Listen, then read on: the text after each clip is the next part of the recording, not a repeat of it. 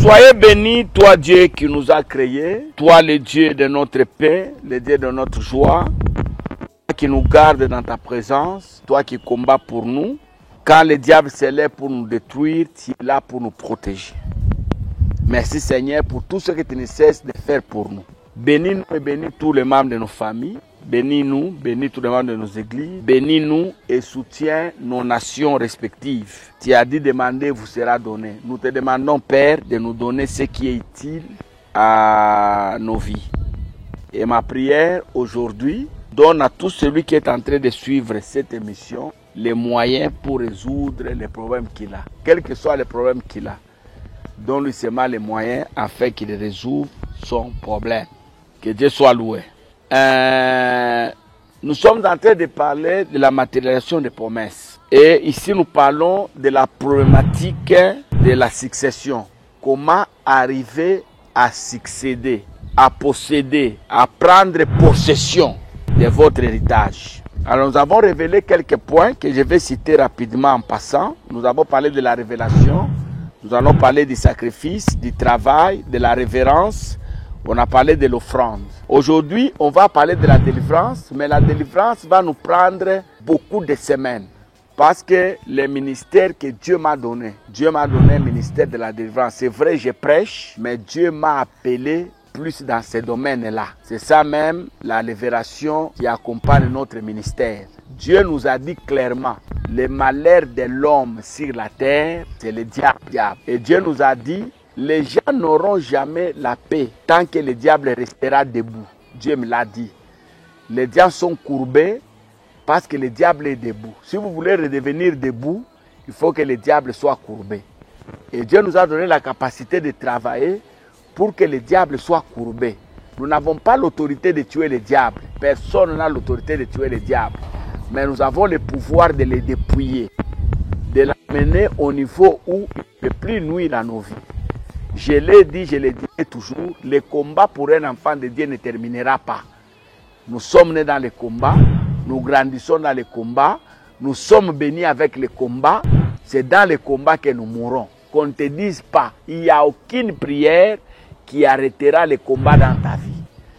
Le combat c'est le même, le combat que tu as eu quand tu étais dans le ventre de ta mère, c'est le même combat que tu as eu quand tu étais à l'école primaire, quand tu as fini les études, c'est le même combat. Pendant que tu étais célibataire, pendant que tu étais marié, pendant que tu étais païen, aujourd'hui serviteur, c'est le même combat. Mais à chaque niveau de vie, le combat change de nature. Le combat change de nature. Le même combat bien aimé dans le Seigneur qui faisait que David, tous ses frères restent à la maison dans la cité, lui en brousse, en train de nourrir les troupeaux de son père. C'était une vie de sacrifice. C'est ce combat-là qui l'a amené de venir combattre avec Goliath. Quand il a renversé Goliath, tout n'est pas terminé. Il est devenu roi, il a rencontré des combats jusqu'à la fin de sa vie. Quand bien même, la Bible dit, c'était un homme avec le cœur de Dieu. L'homme selon mon cœur. Bien aimé dans le Seigneur, la délivrance, c'est le domaine dans lequel nous travaillons. Et Dieu nous a donné, et je vous dis avec les témoignages que j'ai, la grâce de résoudre spirituellement beaucoup de problèmes. Nous évitons d'être orgueilleux, mais nous devons témoigner. Nous avons prié pour les malades de toutes sortes. Dieu a guéri. Nous avons prié pour des femmes qui ne concevaient pas. Les témoignages sont légion. Au nom de Jésus, seulement, pas de pratiques bizarres, comme on apprend hier. Dieu les a donné la maternité. Les chômeurs, les gens sans travail, Dieu a consolé leur cœur. Et la Bible dit, je te donnerai un nom nouveau. Parce que notre texte qui accompagne notre ministère, c'est Apocalypse chapitre 2, le verset 17.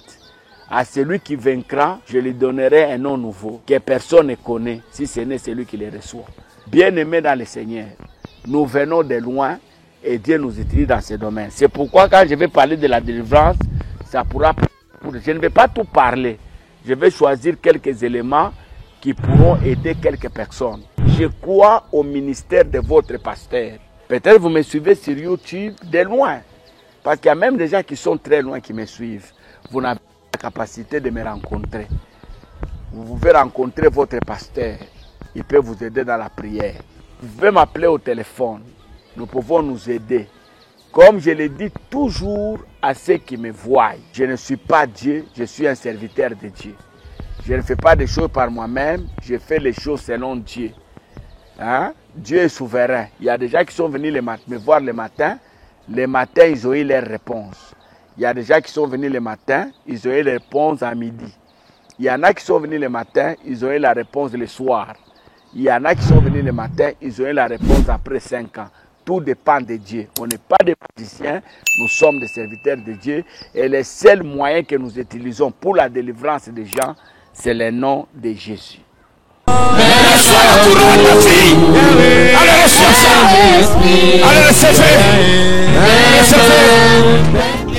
C'est pourquoi je m'avance. Et j'ai un trésor. Comme diacre à l'église évangélique Mankashi.